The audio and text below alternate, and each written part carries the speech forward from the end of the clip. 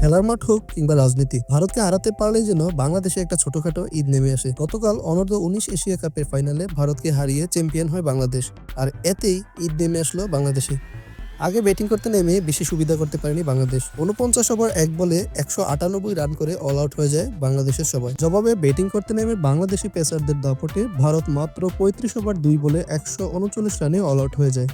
Champion হয় বাংলাদেশ। অন্যদিকে বাংলাদেশ জাতীয় দল ও ওয়েস্ট ইন্ডিজের মধ্যকার ৩ ম্যাচের সিরিজের প্রথম ম্যাচে টসে জিতে ব্যাটিং এর সিদ্ধান্ত নেয় অধিনায়ক মেহেদী হাসান মিরাজ। ব্যাটিং এ দাপট দেখিয়ে ভালো একটা স্কোর তোলে বাংলাদেশ। স্কোর ছিল ৩০০ ছুঁই। 50 করেন তানজিদ তামিম, মেহেদী হাসান মিরাজ এবং মাহমুদুল্লাহ। জাকির আলী আউট হন ৪৮ রানে। সব মিলিয়ে বাংলাদেশের স্কোর দাঁড়ায় ৫০ ওভারে ২৮৪ রান।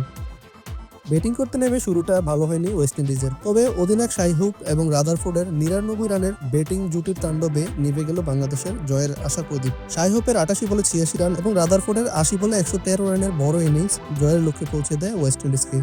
১৪ বল হাতে রেখে ৫ উইকেটে জিতে যায় ওয়েস্ট ইন্ডিজ। বাহাউদ্দিন বাহার, সত্যধারা।